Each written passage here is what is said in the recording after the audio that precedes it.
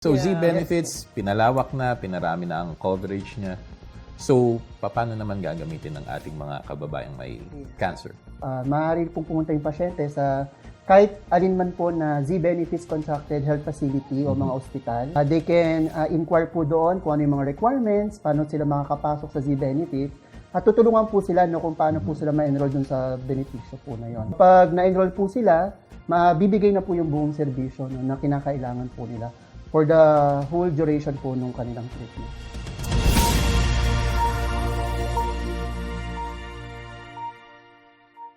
Magandang araw mga ka-PhilHealth and welcome again to another episode of In Good Health, the PhilHealth Podcast. Real talk, real care, real health. This is once again JJ and kasama ko pa rin po from PAPO or Philippine Alliance of Patient Organizations, si Ms. RC Torres, ma'am. Hi! Another episode. Another episode. Another day, another Yeah. episode. It's good to be here again for another episode of the podcast series with PhilHealth. Tama po. Miss RC, so we're gonna be talking about breast cancer. Sino naman po ang mga kasama natin Where? for this episode, ma'am? Pakilala niyo naman. Well, actually, I'm very proud to introduce our special guest for today because she is one of the founding officer or president of PAPO. She's been, kumbaga, celebrity siya in her Sikat own na sikat right. yata, Oo. Nakarating na to hanggang sa United Nations, no? Para to support. Swerte naman natin, dinalaw niya Of tayo. course, hindi siya makakahindi sa PhilHealth at saka sa atin. Anyway, I'm very proud to introduce Ms. Cara Magsano Calicpala. Hi, good morning, Ms. Cara. Hi, RC. Hi, JJ. Hi, Thanks Miss for Cara. having me. Yeah. It's our pleasure po. Sino pa yung isang kasama natin, Miss RC? Of course, ang walang kapantay. Kanta ba yan?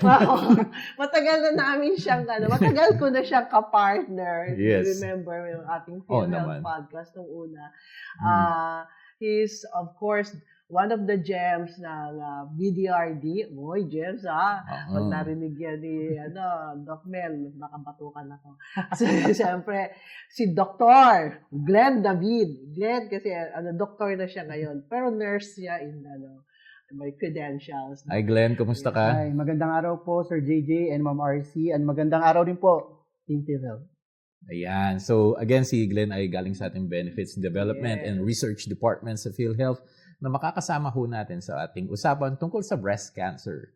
Okay. So nabanggit po natin, this is the fourth episode or fourth installment of our series with Papo, no? Yeah. So marami na ho tayo na cover. And this time, we're going to talk about breast cancer. Sa banda po ni na Ms. Cara, kung ano po yung collaborations nila with PhilHealth in advocating po yung ating mga ginagawa about breast cancer. And of course, kay Sir Glenn, ay yung ating mga benefits from PhilHealth. Simulan na natin, Ms. RC. So, ano ba mga tanong mo muna sa ating mga guests? Of course. Siyempre, first of all, let's give them a chance to introduce. Like, of course, kay Miss Cara kasi she is now the head of, the founder, of course, of the I Can Serve Foundation. So, Miss Cara, can you introduce the I Can Serve Foundation? Why did you organize or establish that said foundation? Yeah. Ako, breast cancer survivor ng, I think, 28 plus years. So, syempre, pag nagkaroon ka ng ganung sakit, mas alam mo anong kailangan ng mga may ganun. Because I had needs that were not met. At nung time na yun, 28 years ago, wala masyadong nagkukwentuhan about breast cancer. Pinahihiya or natatakot sila magkwento. So anyway, nag-start yan na parang naghahanap ako ng information or I wanted to provide information. Kasi ang dami ko hindi alam na misdiagnosed pa nga ako. That's why all the more I wanted to really learn more and learn right. And so, gumawa ako ng manual, dinistribute ko ng for free. So, nagtaka ako, ang daming humingi. Ang daming may kailangan information. And then, hanggang nagkaroon kami ng friends, I just met people with the same disease. Kwento, chika, hanggang lumaki ng lumaki. And then, finally, we eventually formed a foundation. Nung gumrabi yung problema, sabi namin, walang nagbago. Tayo na talaga makialam. So, at that time, we were just producing high-impact information campaigns. So, dumating na kami sa punto na, maging bahagi na kami ng solusyon. So, our flagship project is called Ating Dibdibin.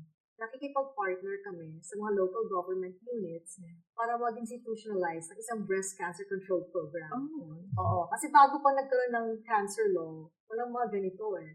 So, kung magkaroon ka ng breast cancer sa isa sa mga partnering city namin, swerte ka, halos zero out-of-pocket expense. Kasi maliban sila kukuha sa national, they dig into their own pockets. They catch cancer early, tapos the outcomes are much better. For instance, in Taguig City, partner namin ng mga 12 years, or going on 13, dati ang breast cancer sa top 10 causes of death, natanggal na. Oo. So, proud kami sa ganyan. Yan yung mga list na gusto nyo maalis, ma'am. Eh, no? Yes, Tama exactly. naman, ho. Listahan na ganyan. Opo. Oo. So, dati we have from... like 6 city partners. Mhm. So, that's our flagship project. That's great po, ma'am.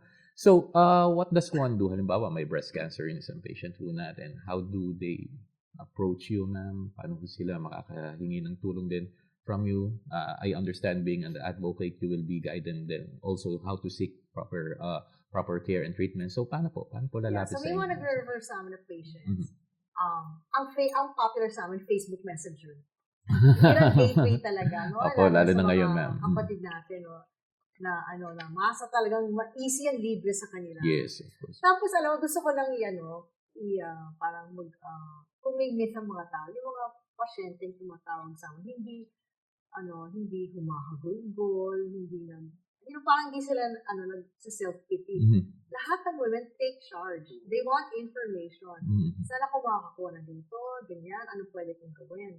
So, we refer them to saan, and then we come with kung saan kami makatulong, whether it's mental health, or making a referral, or kung may nag-donate sa amin ng free medicines, pwede rin naman i-share. Mhm. So, we really ask them and help them through the It's journey. really But so, great news kasi talaga kung hindi mangangamba yung mga breast Oo. cancer patients knowing na mayroong mga groups like you po na pwede nilang lapitan. at nakakatuwa makakatulong kasi talaga. the awareness is increasing. That's right. Kasi Mhm. pag parang ini-skip na nila yung common question. Very, sila, very well informed. I guess because of the internet. Nung time ko, walang gano'n. Yes, talaga mas ng mahirap. libro. And if that was 28 years ago, ma'am, di ba? Oo, walang internet. So, wala ka rin kilala masyado. That's right. Yung kilala ko yung mga friends ng mom ko na namatay na. Parang gano'n. And I think I Can Serve is nationwide, no? Well, we have partners nationwide. Yeah. Yes. May chapter kami sa Cebu. And Yeah. then the rest, ginawa na namin parang sisters na lang. Sister chapter, sister city, sister patient group. So how many can you tell us right now yung mga membership base ng I Can Serve? I don't know, it's almost 1,000. Talaga. Yeah. So parang normally kasi mga survivors, di ba? Yes, Yung members. yeah, So oo. parang ganun kataas ng ating Oh, and there's much rates, more. no? Oo. And these are just your Ito members. lang yung medyo active, medyo nagpaparamdam, but Oo. there are much more. Yeah. Yeah. I mean, it's the number 1 cancer in the Philippines. Di ba? And the biggest risk factor is being a woman. Yeah.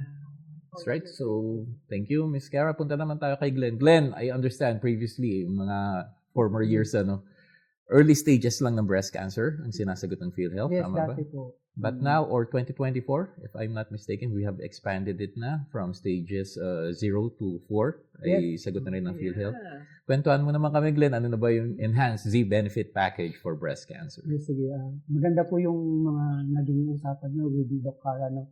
Sa part naman po ng gobyerno, under the National Health Insurance Program o PhilHealth, yung sinasabi nyo po, Sir JJ, yung dati 100,000. No? Mhm. Ngayon po, we expanded the benefits to up to 1.4 million pesos. So, ang benepisyo po ngayon ng breast cancer, kasama na dyan yung mga from stage 0 to 4, Mhm. plus from diagnostic up to surveillance. So, meaning po, yung buong journey po ng isang pasyente na nangangailangan po na na-diagnose ng breast cancer, ay maaari po siya maka-avail ng benepisyo under the Z-Benefits Package. So, from the diagnosis up to the surgery, kung kailangan yan, yung operasyon, plus yung very important yung systemic therapy, no? Yung chemotherapy, mga hormonotherapy, at mahal yung targeted therapy. At ngayon po, kino-cover na natin hanggang surveillance. Yan po. So, ito pong mga enhancement na to, isa po ito sa mga kolaborasyon na ginagawa ng PhilHealth sa mga iba't ibang mga stakeholders, kagaya po ng PAPO, no? Sa papamagitan po ng pag-share nyo ng mga experience ninyo, yung inyong mga suggestion, mas nai-improve po natin yung mga benepisyo po ng PhilHealth. That's right. I remember noon when I was still with Shia, si Miss Cara was keep on asking na hindi pa talaga pwede ang virgin case. Yan. Di ba? Remember that? naalala mo tuloy. Mhm. So now, ayan na, nasagot na yung virgin case, kaya 0 to, to to 4, stage 4. And also, may isa pa na hindi mo na-mention, that pwedeng hanggang mastectomy ka, and then mag-transfer ka sa chemotherapy, and then Yes, yes. maging under Z pa rin siya. So lahat ng journey na kailangan ng isang breast cancer patient, sinakop na po nung in-enhance po yung breast cancer. At bukod doon, dahil po pinalawig na rin yung primary care, yung PhilHealth Yakap, may cancer screening na din doon, no? So, nandun yung mammography at ultrasound. So, prior na ma-diagnose siya ng breast cancer, at least at the primary care level, maaari na siya maka-avail ng mga benepisyo po ng PhilHealth. So, at least kahit paano ngayon, ang mga kababaihan, no? Mas talagang na-handheld siya ngayon ng PhilHealth. Unlike Tama naman before, po. no? The experience ni Miss Cara that time. Kasi kung 28 years yun, ma'am, PhilHealth was just 2-3 years old pa lang. Yes. So, wala pa lang. Yeah, wala pa. So, wala pang 1995. Z-benefit package. That's right, no? PCSO lang naman. Oh, that's right. Why it took so long naman? Kasi pero no, dati kasi 100,000, no? Yes po. But you jump from 100,000 to 1.4. Yeah, more than 10 times That's yung how many itinasan. percent? Mhm. So what made you go that farther from the Well, simple? nung ginawa po yung benepisyo ng breast cancer nung una, it was in 2012. Mm. Of course, during those times, nung hindi pa ganun kataas din naman yung mga cost of services for medical. So, considering po nagkaroon ng inflation, nagkaroon ng post-pandemic, at nagbabago po yung mga guidelines, no? So, we need to adapt the policy with the current guidelines po na meron ngayon. So, because of that po, and because of the contribution din po ng mga specialists plus the patient group, nakayanan po natin no, na i-update po yung benepisyo na mas responsive po sa pangangailangan ng mga pasyente. Yun po.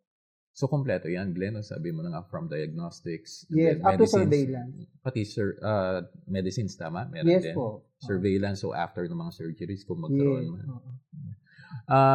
Miss Cara, 28 years ago, you found out or na meron kang breast cancer nun po, no? So, sa una-una pa lang, hindi pa ganun kataas yung awareness ng mga tao tulad po ng sinasabi ninyo ngayon. So, what went through your mind po nung malaman nyo na diagnose na kayo? Ano ba yung mga unang naramdaman nyo rin bago kayo pumunta sa Siyempre, doktor? typical death center. Before ako na-diagnose, very content ako sa buhay ko that year. And I was doing a dream documentary. And ang prayer ko, parang make me an instrument of your peace. So feeling ko, sana magamit yung documentary for good.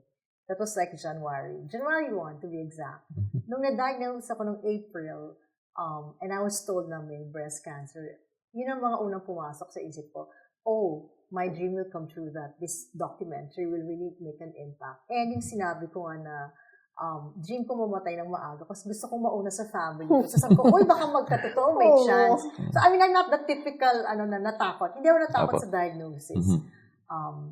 So, and then, since I was misdiagnosed, because I was too young Kala nila, you're too young, hindi cancer. And so anyway, I went abroad for a second opinion and doon ako na-diagnose. As in, ang dami nilang sinabi. Doon ako sinabihan na hindi ako magkakaanak. Doon talaga sabi ko na ako, totoo na pala tong cancer. Doon ako talaga parang nagunaw yung mundo ko talaga. Yeah. So, but then, I just prayed. Yung, when you reach the point na nothing is in your control, even the best doctors, then you just really pray, you surrender. That's why it becomes easy. And I was engaged when the year I got diagnosed. Siguro 3 years later from the wedding, or nagkaroon ako ng miracle child. Kaya siguro rin inumpisahan ko yung foundation because I got my wish. I'm paying it back. That's right. Good story. Kasi talagang Oo. based on the experience Totoo naman. talaga, di ba? And yung lived-in experience nga, Yeah. sinasabi natin. Diba? Yes, 28 years after, ma'am, no? So, nandito pa rin kayo and tumutulong ho. Yeah, masamang Sa... damo. Hindi naman. Hindi yung lesson, Opo. kailan pa sumakong tao para makakabuhay mo. But anyway, balik tayo kay Glenn, Miss RC. So, Yeah. Z-benefits, pinalawak na, pinarami na ang coverage niya. So, paano naman gagamitin ng ating mga kababayang may cancer? Well, ang Z-benefits po, maaari pong pumunta yung pasyente sa kahit alin man po na Z-Benefits Contracted Health Facility o mga ospital, meron po doong nakatalaga na Z-Benefits Coordinator. They can inquire po doon kung ano yung mga requirements, paano sila makakapasok sa Z-Benefits, at tutulungan po sila kung paano po sila ma-enroll doon sa benepisyo po na yon.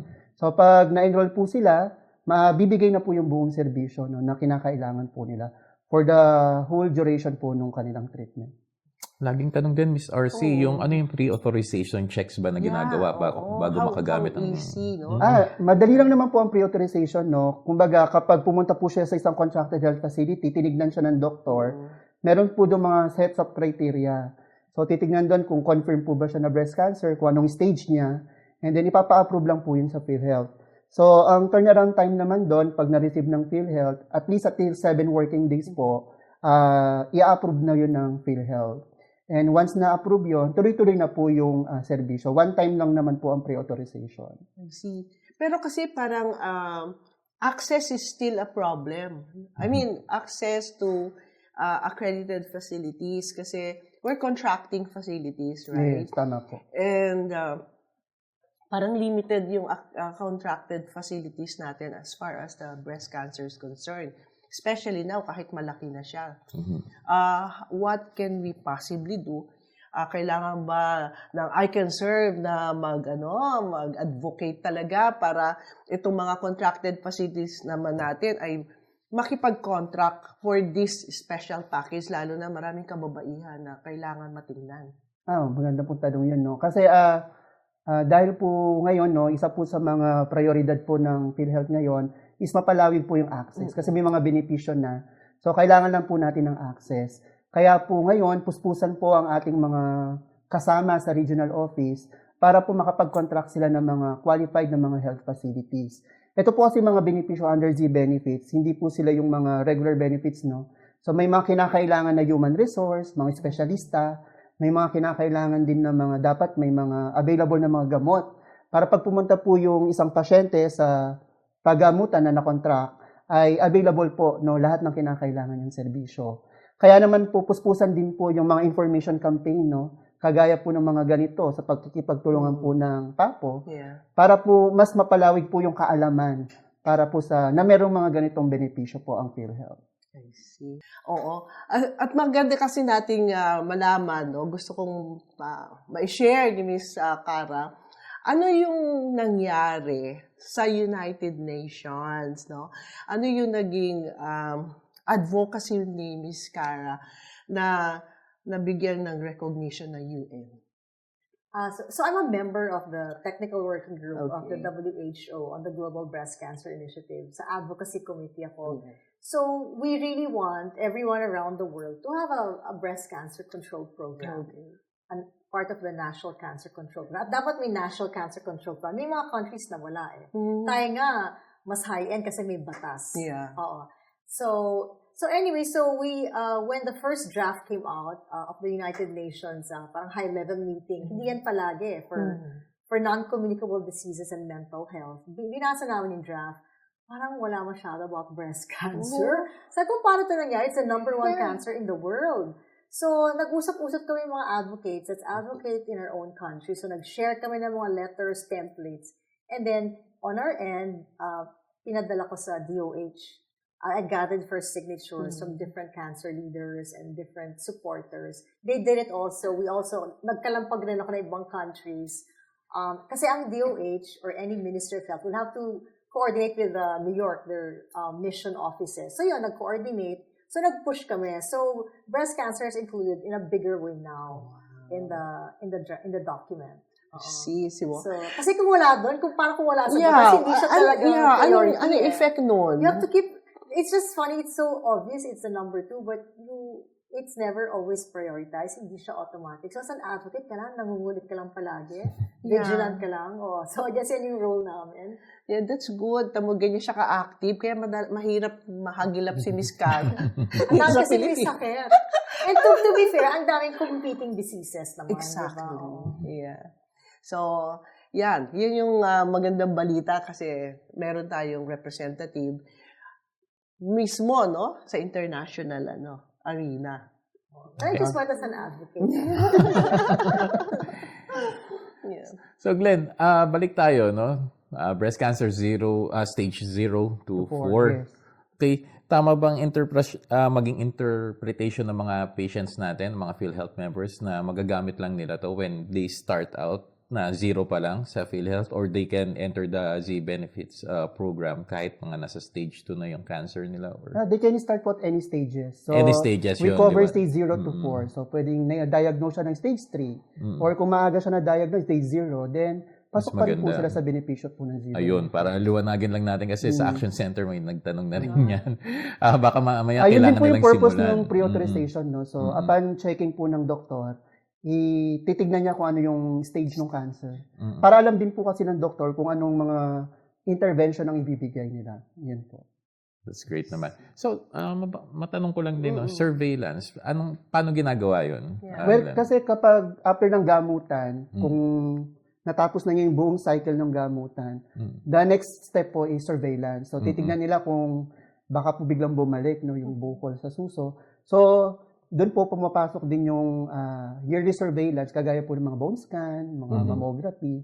So, kasama rin po yun sa benepisyo. So, ni-insure na ng Covered yun? PhilHealth. No? Yeah. Covered Opo. yun? For how long? How many years? Kung hanggang kailan po kailangan ng pasyente. Yung yung Yes, surveillance? po. Walang specific number? Depende po kasi sa pasyente. So, sometimes matagal po yung surveillance talaga. So the Z-Ben is already Yes, part of, but you have to be in the same hospital? Pwede pong, kung lilipat po siya, pwede po siya mag-transfer no, to the other contracted na Z benefits provider. I see. Because what you did right now is kinompartmentalize niyo Yes, yung treatment. per treatment phase. Oo, yung Oo. treatment phases. Kaya pagdating doon sa surveillance, kung doon sa surveillance may lalabas na kailangan yung annual Yes check-up, po. makukover pa rin Yes, yan. No? pasok pa rin siya sa 1.4, Z-benefits. papasok siya doon. Ay, that's better. Oo nga po, ma'am, hindi lang yung inoperahan lang. Oo. Bibigyan ng gamot din. Chemo. Yes. Yun. Tapos nag-e-end ka na sa chemo, no? Tama po. Kaya, kasi how many years bago masabi talagang you're in a safe place? I don't think you'll ever Well, say you're that. not. Yeah. There's I mean, of course, if you're past the 5 years, Yeah. it's a little, you feel a little better. makaka-exhale ka, but still you don't know. I mean, Yeah. kumbaga, I eat death threats for breakfast every day. Oh, hindi mo masabi. Just, that's the reality. I see. Ma'am, so being a member of that technical working group po sa WHO, ano pa ho ba yung nakikita nyo pwede pang i-improve ng PhilHealth pagdating doon sa Z benefits for breast cancer? Naku, ilang oras pa tayo. We'll give you 2 minutes. Joke lang. Sige po. Quickly lang po. Yeah. Simple na lang. Yung sinabi niya ni RC, magandang mas maraming sites. Yes. Or kumbaga, locations kung saan maka-avail, even private hospitals, di ba, not just public, para lang hindi nagkukumpul sa isa. And siguro, ito basic kasi ang gaganda ng benefits yung I've seen it work. Kailangan lang siguro lalong i-cascade yung information, no? Dissemination. Oo, in fact, so Marketing. nagkaroon kami ng survey about how you find out about information. And yung number 1, akala ko social media ang sagot. Ang sagot nila from other patient groups. Nagulat nga ako So, I guess we need to work closely so we can share your information. And parang i-market yung parang advertising talaga. And that's the importance of the advocacy, like yung mga Yeah. papo. No? Kasi Yes, marami kayo, di ba? important yun. So, you can share the information to your members. Yeah. Kaya nga dinamay namin sila sa podcast. Oo. Ayun. Kasi nga, yung forte ng, Yeah. ng ating partnership. Advocacy. So, I think we're almost So good. out of time. Alam mo, hindi tayo matatapos kasi this Oo, is a malawak pa to. discussion na Totoo malawakan, no? Yeah. Next time siguro, what we can also discuss is how do you access the cancer fund, the cancer care fund, no? Na We can always kailangan- bring them Cancer back Assistance naman. Fund, Assistance funds. That's right po. So siguro po, it's time for our final messages for our viewers. Umpisahan mo natin kay Miss Cara. Oh my. Well, the guidelines, at least as far as our foundation is concerned, pag age 20 po kayo, every month mag-breast self-exam. Huwag kayong mag-alala, maraming bukol talaga yan. Ang hinahanap yung dati wala doon. And do your breast self-exam, siguro mga 10 days after your meds. Pagdating nyo ng edad na 30, do a clinical exam. Patingin kayo sa barangay every year, patuloy pa rin ang monthly breast self-exam. Pagdating nyo sa age 40, sana yearly mammogram, sana nga libre sa yakap. And then, patuloy pa rin yung clinical breast exam at saka yung breast self-exam. Huwag kayong matakot ho. Hindi kayo nag-iisa. Maraming tutulong sa inyo pag may sakit kayo. At saka, it's best na maagang maagapan. Diba? So, and there's help thanks to PhilHealth and other people supporting them. LGUs also are more aware. That's right. So, And malaki Cancer Foundation's here. malaki na talaga ho or yung naging advancement po no in terms lang sa Super. information Nakita ko talaga. awareness ng Oo. mga tao Super. tungkol sa breast cancer pati na rin sa benefits ng Benefit PhilHealth. packages. So Glenn, final message Final to our message viewers. sa members natin. Ang PhilHealth po ay patuloy po na ini-improve no yung mga benepisyo nito. So patuloy din po kaming iniengganyo yung mga pasyente na alamin po yung kanilang mga benepisyo sa PhilHealth. So they can always ask PhilHealth po kung saan po sila malapit, kung merong PhilHealth or even sa hospital no na i-empower po sila that there's a PhilHealth po na kung kinakailangan nila. And tayo naman po sa PhilHealth, we improve the benefits po at puspusan din po no na mapalawak po yung mga benepisyo pa ng PhilHealth. So, di ba? I think this is good that the patient meets the provider. Magandang venue na rin po. Breaking number niya. Opo. So, yun nga, Miss RC, no? Huwag na humatakot masyado sa breast cancer. May mga patient groups na tutulong sa inyo. And of course, nandito ho ang PhilHealth para ho sustenahan yung inyong pangangailangan pinansyal, lalo na ho yung mga medyo kinakapos ngayon. So, we thank again po si Miss Cara and Sir Glenn for joining us today. Yes, Miss thank you RC. very much. Thank you, thank Miss you RC. very much for gracing this podcast. No, at least this will give you a lot of information do sa ating mga members. No, paano mag-ingat, kung sakaling meron na, paano ma-access, ano yung benefits na available ngayon. So, paano partner? Ayan, paalam na muna tayo. Tapos na naman tayo sa isang episode. So once again, mga ka-PhilHealth, thank you so much for joining us in today's episode of In Good Health, the PhilHealth Podcast. Real talk, real care, real health.